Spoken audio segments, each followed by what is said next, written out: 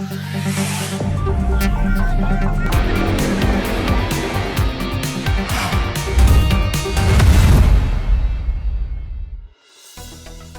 গোনার মাত্র কয়েকটা দিন বাকি, তারপরে শুরু হয়ে যাবে 2026-এর বিধানসভা নির্বাচন। এই মুহূর্তে আমার সঙ্গে রয়েছেন পুরুলিয়া বিধানসভার তৃণমূল কংগ্রেসের প্রার্থী সুজয় ব্যানার্জি। তিনি এই মুহূর্তে বাড়ি থেকে বেরাচ্ছেন প্রচারের জন্য। দাদা, আজকে তো আপনি প্রচার করবেন, আপনার প্রচার কি কি কর্মসূচি রয়েছে আজকে? আমার প্রচারের কর্মসূচি, আমি তো সকাল থেকে গ্রামে যাচ্ছি, সন্ধ্যে 6টার পর টাউনে আসছি। আমার সন্ধ্যে 6টার থেকে টাউনে আমি 9:30 পর্যন্ত প্রচার করছি, ডোর টু ডোর। আর গ্রামে এই যে যাচ্ছি, এটা আপ টু 5:30, 6টা পর্যন্ত প্রচার হবে।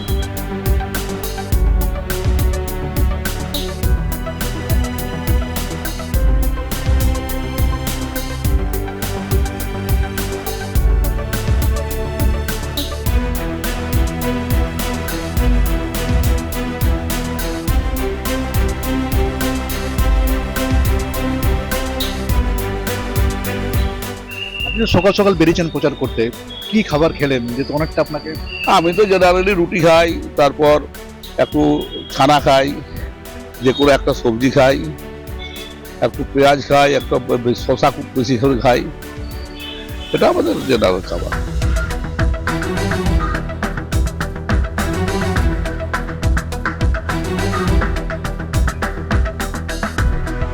দুপুরবেলায় যখন ভাত খাই তখন ওই পোস্ত খাই, তারপর হয়তো একটু পোনা মাছের ঝাল দেওয়া খাই, অরড়ের ডাল খাই, কিংবা কোনোদিন বিউলির ডালও খাই। এইভাবে আবার আর দুপুরে 2টো তরকারি হয় আর মাছ, আর এখন ওই একটা সবজি, একটু ছানা, 2 কি 2.5টা রুটি, আর ওই শসা, পেঁয়াজ, কাঁচা লঙ্কা।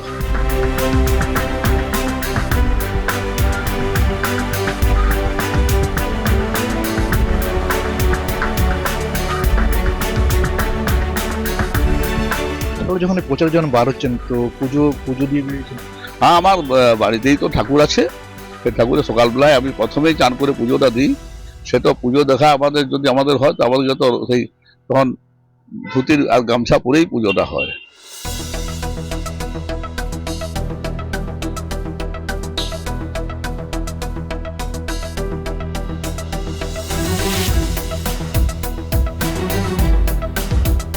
আপনি তো এখন দেখছি প্রচার একেবারে ঝড় তুলছে।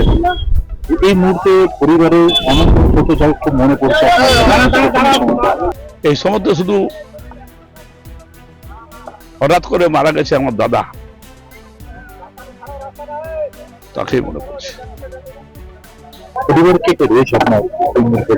আমাদের পরিবার সবাই আছে, মানে বাবা মা মারা গেছেন, দাদা মারা গেছেন, বৌদি মারা গেছেন, বাকিরা সব ভাইপো আছে, তারপরে ছেলে আছে, আমার এক মেয়ে আছে, 2 ভাইজি আছে, জামাই ভাই সবই আছে। পরিবারের লোকদের কিভাবে সহযোগিতা? পরিবারের লোকদের সহযোগিতাটা মানে ওরা তো নিজের জীবন আগলে দিয়ে বসে আছে, কিন্তু মূল কথা হচ্ছে আমাকে সবচাইতে বেশি ভালোবাসা দিচ্ছে পুরুলিয়ার মানুষ, পুরুলিয়ার মফস্বলের মানুষ, পুরুলিয়া 2 নম্বর ব্লকের মানুষ। নিজের ঘরের ছেলে হিসাবে, নিজের ঘরের মানুষ হিসাবে তারা রেসপেক্ট করছে, ভালোবাসছে। এবং একটা জিনিস আমি আপনাকে বলি, পুরুলিয়ার মানুষ আজ বলছে পুরুলিয়ার এনার্জি সুজয় ব্যানার্জি। আবার পুরুলিয়ার কিছু বেশ আমাদের দলের বাদ দিয়েও মানুষ বলছে পুরুলিয়ায় জিতছে সুজয় ব্যানার্জি। মানে একবারে ভাষাটা হচ্ছে, আমি বলতে পারছি না, ঘটনা হচ্ছে মানে পুরুলিয়ার মানুষ বলছে সুজয় ব্যানার্জি জিতছে, এইটা বলছে পুরুলিয়ার মানুষ।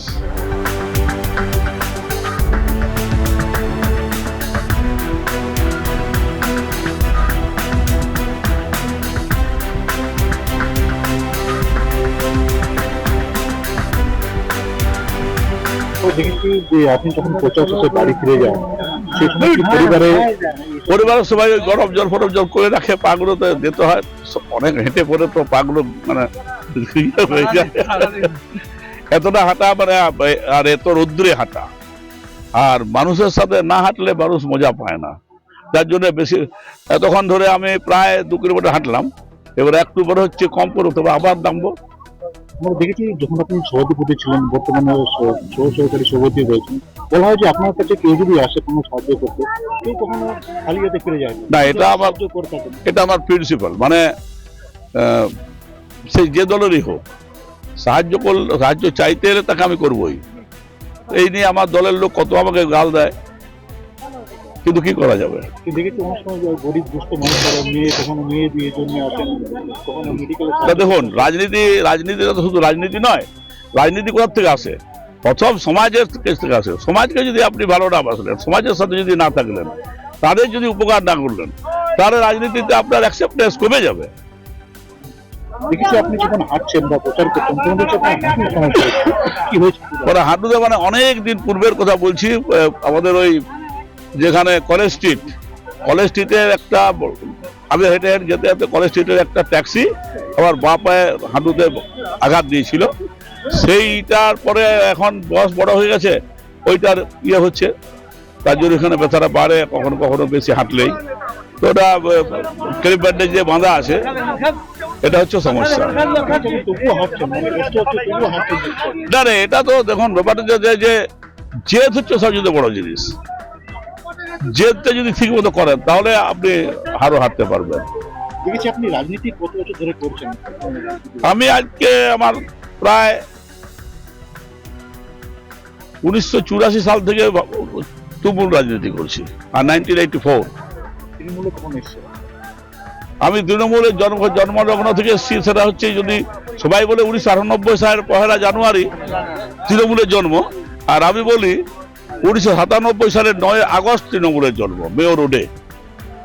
দিদি সেখান থেকে ঘোষণা করে তৃণমূল কংগ্রেস ঘোষণা করব, তখন থেকে আমি আছি দিদির সাথে।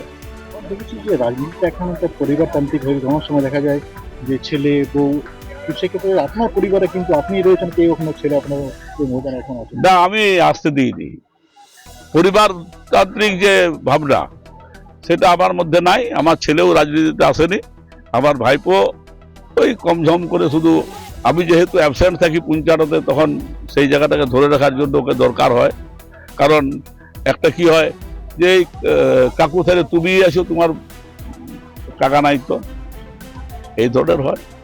এই যে আমি এখন নাই, তাহলে পুঞ্চার যে 5টা জিপি, যেটা মূল আমাদের আন্ডারে, সেটা আজকেও গেছিলাম, বলে দিলাম হ্যাঁ কি হবে সেটা, যেটা সন্ধ্যার জন্য যেতে যেতে বলে দিয়ে এলাম। তখনকার রাজনীতি এখনকার রাজনীতি আপনি দেখছেন? এখন দেখুন, তখনকার রাজনীতি ছিল মানুষকে, তখন অত্যন্ত একটা শ্রদ্ধা ছিল মানুষের রাজনৈতিক নেতাদের, আর এখন রাজনৈতিক নেতাদের প্রতি ঘৃণাটা বেশি আছে। রাজনৈতিক নেতাদেরকে মানুষ ঘৃণা করছে। সেই জায়গাটাকে চেঞ্জ করতে হবে আমাদেরকে, যে কেন আমাদেরকে ঘৃণা করবে, কেন মানুষের সেবা করব না, তাহলে এটা চেঞ্জ হবে, নইলে হবে না। কয়েকদিন আগে পর্যন্ত মনে হচ্ছিল একটার পর লড়াইটা হবে, কিন্তু এখন দেখা যাচ্ছে যত ভোটের দিন এগিয়ে আসছে মনে হচ্ছে লড়াইটা হবে 60-60 দিয়ে হবে। আপনি কি প্রতিটা প্রচারে কোনো ভোট দেখতে পাচ্ছেন?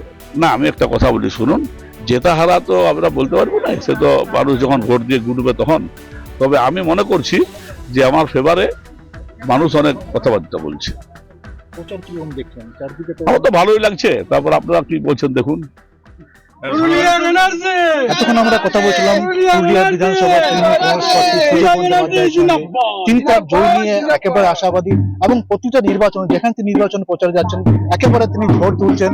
অন্যদিকে বললেন নাকি যে বিধানসভা নির্বাচন, সে নির্বাচনের আর মাত্র কয়েকদিন বাকি রয়েছে, এবং প্রতিটি রাজনৈতিক দল যেমন তারা প্রচার নিয়ে করছেন, তেমনি পুরুলিয়া বিধানসভা যিনি তৃণমূল কংগ্রেস প্রার্থী রয়েছেন তিনিও একবার প্রতিটি নির্বাচনে একেবারে ঝড় তুলছেন। তবে আগামী বিধানসভা নির্বাচনে ফলাফল কি হয় সেই দিকে তাকিয়ে পুরুলিয়া বিধানসভার সাধারণ মানুষ।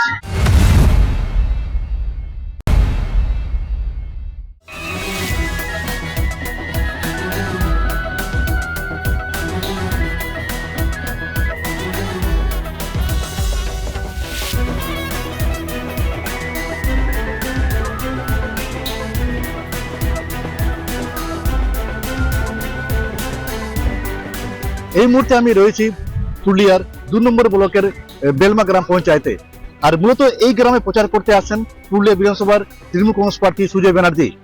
তার সঙ্গে আমি সরাসরি কথা বলবো। কিরকম সাড়া পাচ্ছেন প্রচারে? মোটামুটি ভালো সাড়া পাচ্ছি, আগের চাইতে অনেক ভালো, খুব ভালো।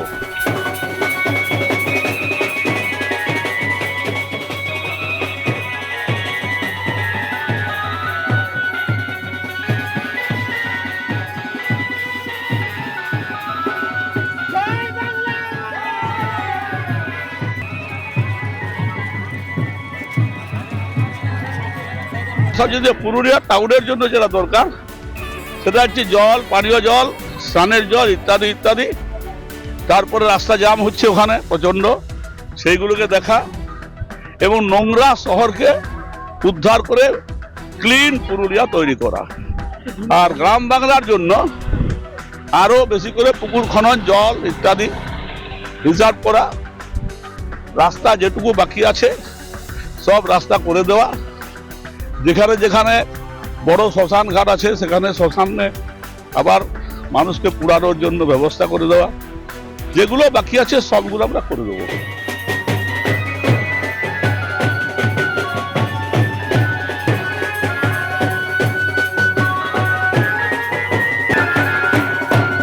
দু 2021-এ আমি বুঝতে পারিনি, মাত্র 16 দিনের সময় পেয়েছিলাম। এবারে টাইমটা পেয়েছি অনেকটা, মানুষের সাথে অনেক আগের থেকে পরিচিতি আছে। আর বিগত 5 বছর ধরে 7 বছর ধরে আমি মানুষের পরিষেবা দিয়েই গেছি এবং জেলা পরিষদে বসে।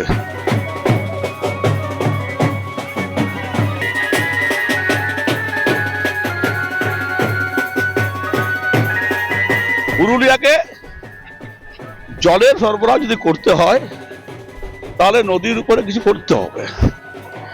আমাদের যে কংসাবতী নদী, এটা হচ্ছে সবচেয়ে বড় প্রকল্প, এটা তো অনেক টাকা খরচা আছে। সেই নিয়ে বিধানসভা চিৎকার চেঁচামেচি করবো, যাতে হয় সেটা ব্যবস্থা করবো। পুরুলিয়া জেলাতে প্রচুর পরিযায়ী শ্রমিকরা বাইরে কাজ করতে যান, তাদের জন্য কিছু পরিকল্পনা রয়েছে? সেটা দিদি করছেন, পরিকল্পনা অনুযায়ী কাজ হবে। পরিযায়ী যেভাবে আগে যেত তার থেকে অনেক কমেছে। আপনারা জানেন দিল্লি 100 দিনের কাজ বন্ধ করেছে, ভাতের চাল বন্ধ করেছে, আমাদের সব কিছু বন্ধ করেছে।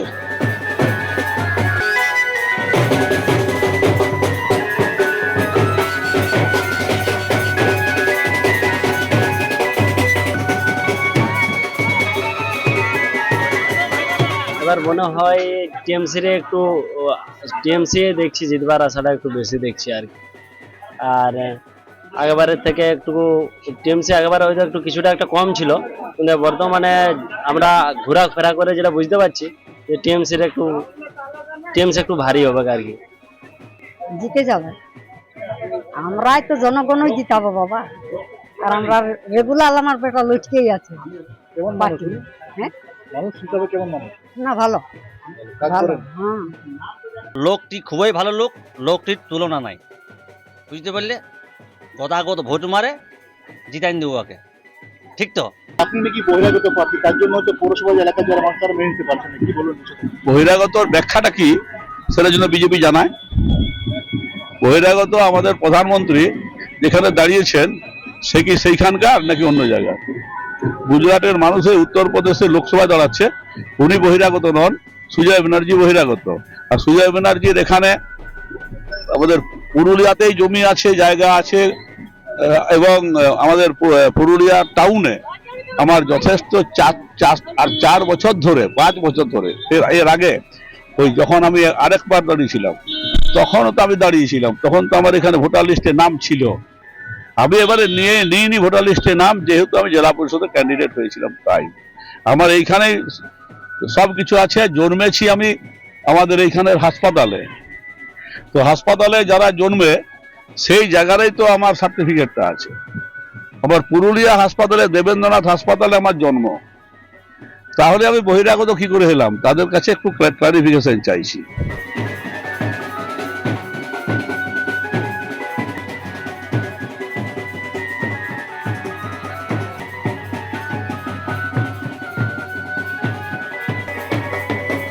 পৌরসভা এলাকায় যারা কাউন্সিলর রয়েছেন তাদের মধ্যে একটা গোষ্ঠী কন্দল কিন্তু এখনো মিটিং দেখা যাচ্ছে, আপনার বিভিন্ন প্রচার কিন্তু দেখতে পাওয়া যাচ্ছে। কোনো গোষ্ঠী কন্দল এই মুহূর্তে নাই, আমরা সবাই একসাথে বেরিয়েছি, যখন যেখানে দরকার সেখানে যারা যোগদান করছে।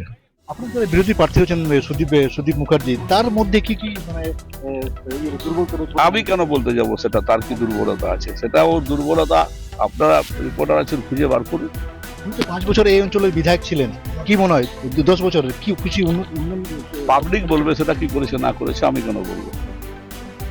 জনতা বলবে। অনেকে বলে থাকেন তিনি নাকি বিভিন্ন সময় বিভিন্ন রকমের সাহায্য করে থাকেন, বিশেষ করে যারা মানে মেডিকেলে সাহায্য করে থাকেন, এইটা নিয়ে কি বলবেন? ওনাকে রাত 9টার পরে পাওয়া যায় না, বেলা 12টা পর্যন্ত। এটাই শেষ কথা বললাম।